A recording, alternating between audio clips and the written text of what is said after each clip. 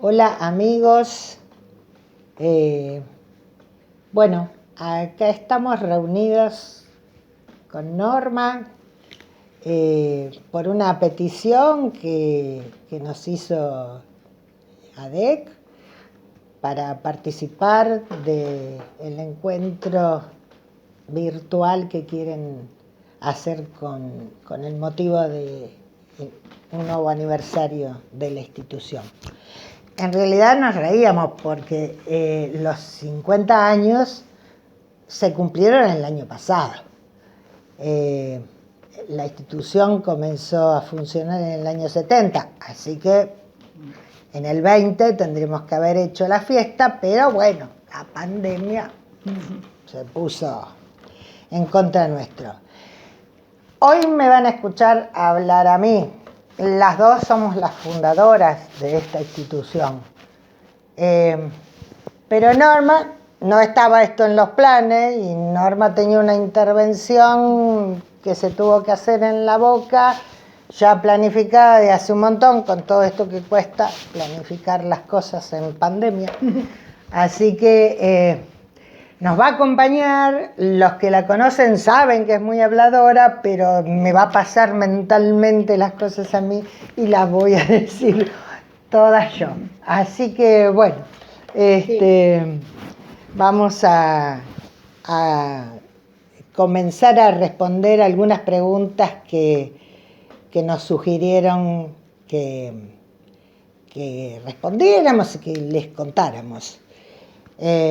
Para quienes no nos conocen, ella es Norma Catalina Tufaro y yo soy María Cristina Pérez. Y bueno, fuimos las locas que empezamos con toda esta idea. Bueno, nosotras éramos compañeras del secundario y realmente y estábamos haciendo el secundario en una institución que se había creado hacía muy poquito, en el año 59. Nosotras ingresamos en el 60, al año de esta institución, y realmente era una institución de avanzada, un secundario de avanzada. Por lo tanto, ahí, que fue donde hicimos nuestro magisterio,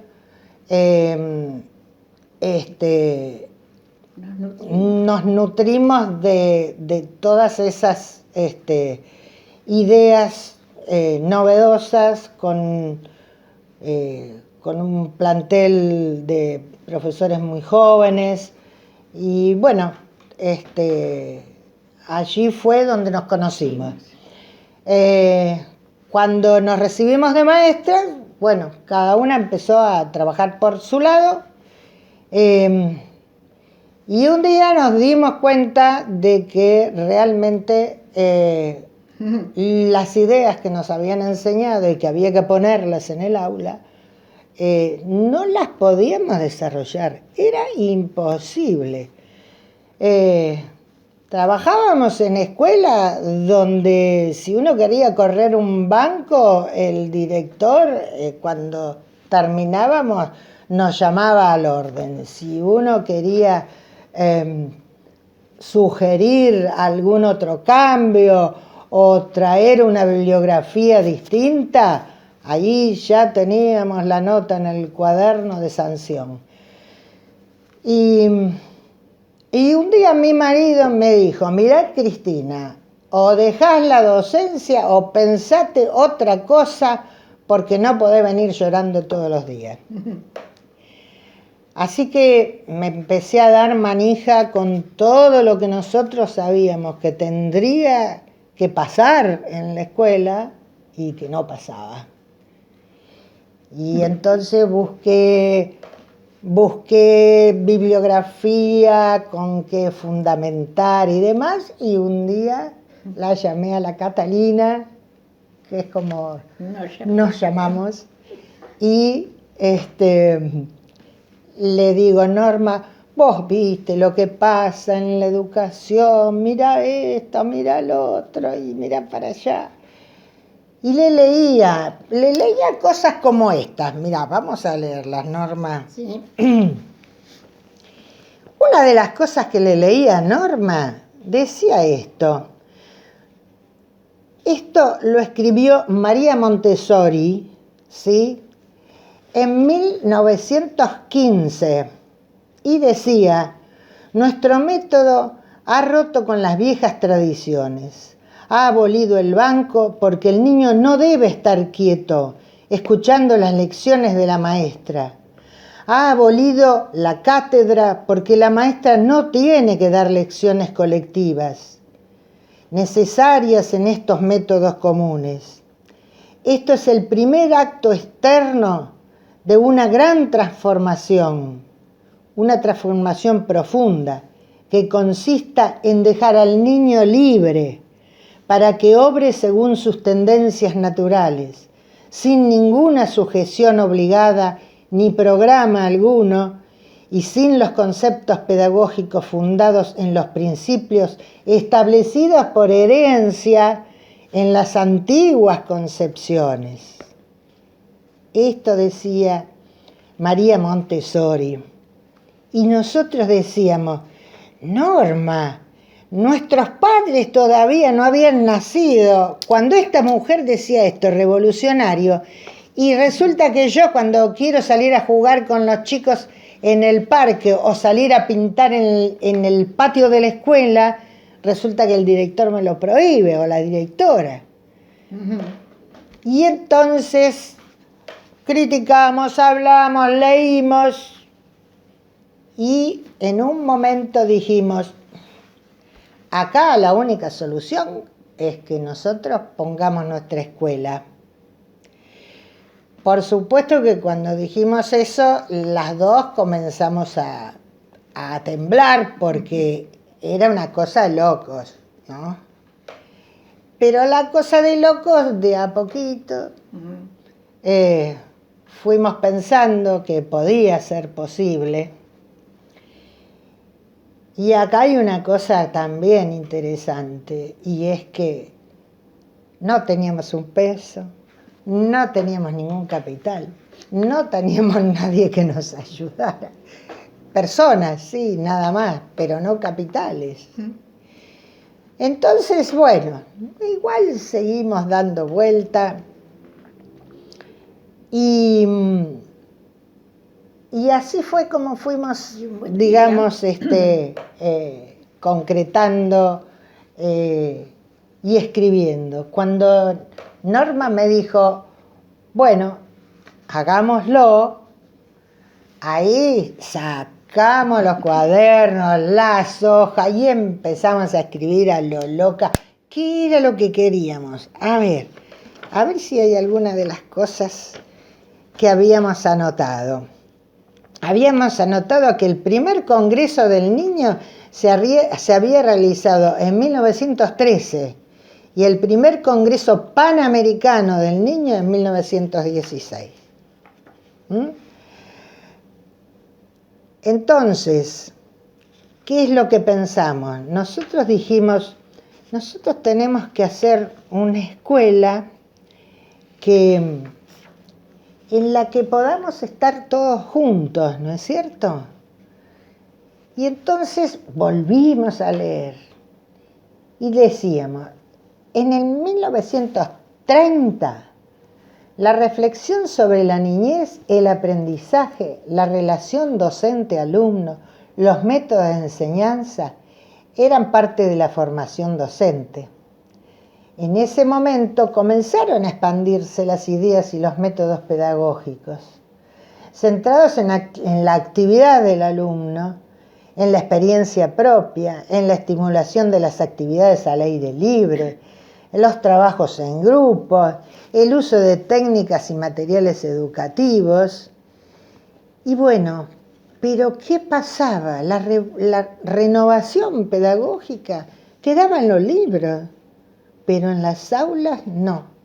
Bueno, pero todo esto que nosotras leíamos y ya habíamos aprendido en nuestra carrera, resulta que en las aulas era imposible de que te lo dejaran poner en práctica. Yo incluso tuve una experiencia muy linda que pude empezar a realizar con los chicos, y la directora que me autorizaba tenía que bancarse que todas las otras maestras me hicieran el boicot, y ni siquiera me dejaban un café para tomar en la sala de profesores. Así que bueno, ese día nos pusimos a escribir cómo queríamos nuestra escuela. Queríamos una escuela abierta, una escuela con mesas, que no hubiera timbre, que las actividades fueran flexibles, que no tuviéramos un libro obligatorio, que no fuera necesario escribir 1, 2, 3, 4, 5 cuadernos para que la gente considerara que esa era una mejor educación. Y hasta comenzamos a hacer mobiliario. Empezamos en mi casa, que era más grande, y mi familia empezó a donarnos madera. Pedíamos cajones en las verdulerías, los pintábamos de colores, estanterías, todo, y todavía no teníamos el lugar. Sí, es verdad, somos producto de los años 60. Porque en esa época los jóvenes creíamos que nos podíamos conquistar al mundo, que todo era posible.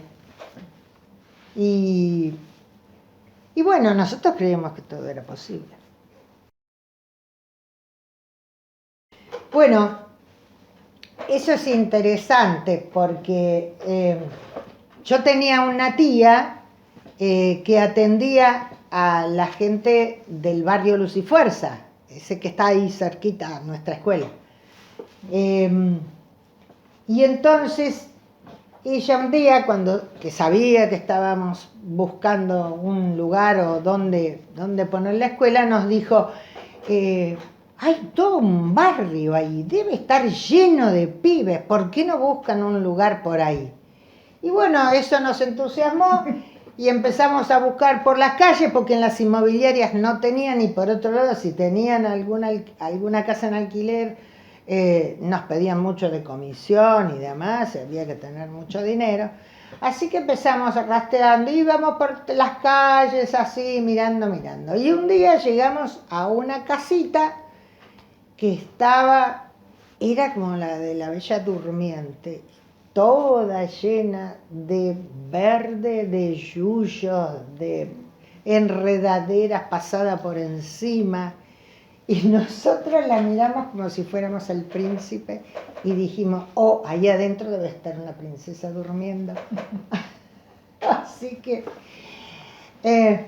tocamos el timbre al lado y le dijimos a la vecina, señora, ¿no sabe si esta casa se alquila? ¿Está abandonada? ¿Qué? No, sí, está abandonada desde hace mucho. ¿No sabe quiénes son los dueños? Sí, yo justamente tengo el teléfono. Bueno, cuestión que nos encontramos con los dueños y pactamos. Nosotros arreglábamos toda la casa, la pintábamos, la poníamos en condiciones, no pagábamos ningún adelanto y no pagábamos los 2 primeros meses de alquiler. Y así fue como llegamos a Bursaco. Y aparte les cuento, realmente esa casa no tenía ninguna de las condiciones pedagógicas o higiénico-pedagógicas que ustedes se puedan imaginar. Sin embargo, tiramos paredes abajo, ampliamos, hicimos arcada, mi papá hizo un entrepiso hermoso, así que la adaptamos, y los primeros días de marzo del 70, con todas las familias trabajando ahí, pudimos iniciar las clases. Miren si éramos de los 60. Esta éramos nosotros. Norma, yo y una prima mía que hacía de preceptora en esa época. Esta es la fiesta de fin de año del primer año de la escuela. Acá estamos con unos papás atrás y algunos niños acá a la derecha.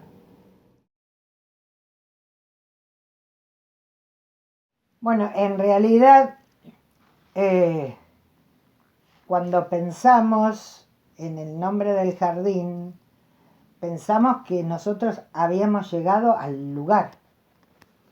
Y resulta que pensando en el lugar, recordamos lo importante que es el lugar eh, para, para las personas, para los pueblos originarios que le dan tanta importancia y tienen el concepto tan vívido, ¿no es cierto?, de lo que es la tierra, el lugar donde se planta la semilla, donde crecerá el árbol, nuestro lugar en el mundo.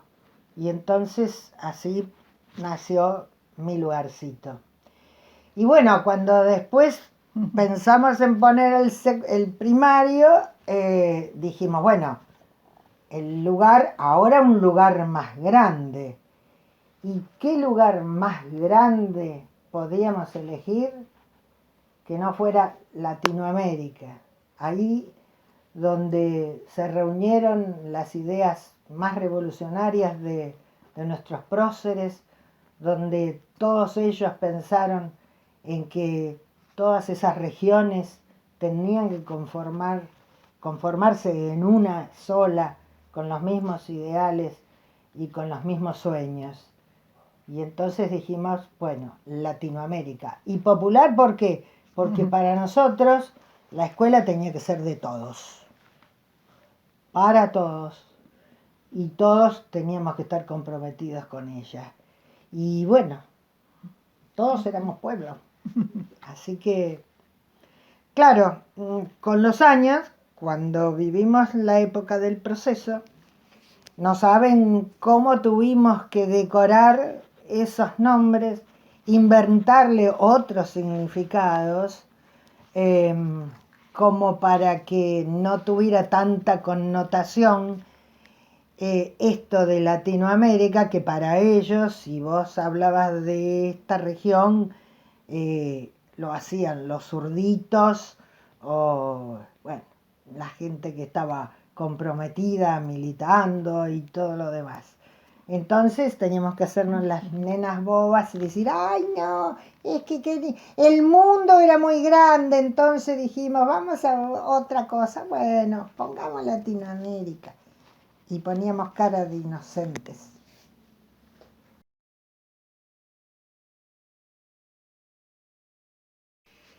Mirá, eh, los padres, eh, ahí fue un gran desafío para nosotros, porque nosotros lo que primero que le decíamos era que ellos tenían que entender lo que nosotros pensábamos, porque le estábamos proponiendo algo diferente. Pero que si no lo entendían, a lo mejor iban a tener que elegir otra escuela, porque el chico está recibiendo de la escuela y de los padres, que son los dos que educan, eh, una, conceptos contradictorios si ese padre no estaba de acuerdo con lo que nosotros proponíamos. Entonces, de ninguna manera nosotros íbamos a tironear de esa criatura diciendo cosas que a lo mejor los padres no sostenían, no estaban de acuerdo. Pero fue un gran desafío porque teníamos que convencerlos. Y entonces explicábamos una, dos veces e incluso hacíamos talleres de todo lo que nosotros, de las fuentes donde nosotros nos surtíamos. Eso se lo explicábamos a los padres, les llevábamos libros, apuntes, les decíamos, miren, ven, acá estos pedagogos dicen esto, miren lo que lograron, analizamos todo. Debe haber sido la primera escuela que hizo escuela para padres, es decir, hacíamos talleres. Llegó un momento donde los padres sabían de Piaget tanto que a veces venían con cosas novedosas que a lo mejor nosotros o no nos acordábamos o no habíamos leído y ellos habían encontrado en un lugar el otro. Así que realmente nosotros estamos profundamente agradecidos a esos padres y sobre todo también agradecidos porque el lugar físico era un lugar amable y cálido, pero no era un lugar donde tuviera todas las comodidades de las escuelas privadas de la época, ni de aquella época ni de esta. Entonces, el padre que venía a anotar a su hijo y de pronto nos decía, ¿dónde está el aula?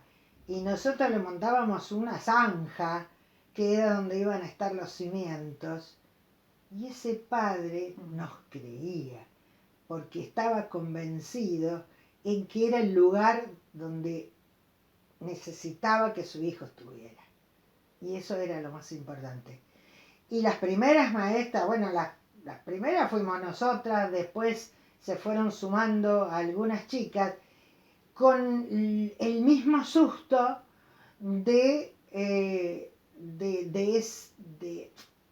encontrarse en un espacio que le proponía que hiciera lo que sentía y que se aflojara y que largara. Y entonces las maestras nos decían, ¿podríamos hacer esto? Bueno, dale, hacelo y yo estoy con vos. Y entonces las acompañábamos, estábamos juntos, mirábamos, porque por ahí tenía ideas buenísimas y que nosotros también aprendíamos junto con ellas de las experiencias y de las cosas que proponían los chicos. El abrir la cabeza a la creatividad de los chicos, al incentivo, a todo lo que se les ocurría y darnos cuenta de que de cada una de las cosas que se les ocurría había aprendizajes, ¿no? ¿Te acordás cuando, cuando nos íbamos a la feria, juntábamos moneditas en una caja y íbamos a la feria? Y entonces ellos decidían qué había que comprar. Y juntaban la plata, hacían la suma, tenían que saber qué era cuánto dinero necesitaban. Preguntaban los precios a los vendedores, sacaban la cuenta, elegían qué era lo más barato, qué era lo más caro. Y realmente veníamos todos contentos, hasta nos vinimos una vuelta con un patito, que fue nuestra mascota. Sí, Norma se ríe porque fue un pato que después creció y se hizo tan malo que tuvimos que reprimirlo.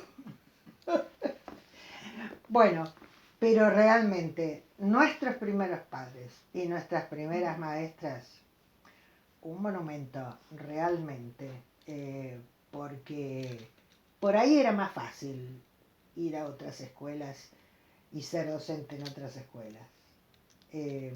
Pero la propuesta esta era, bueno, experimentar, crear y hacerlo todo desde el respeto a lo que puede dar el chico, desde el respeto de cada una de nosotras con nosotras mismas, no traicionándonos y yendo a lo fácil que era decir, esto se hace así y de esta manera. Así que eternamente agradecidos a ellos.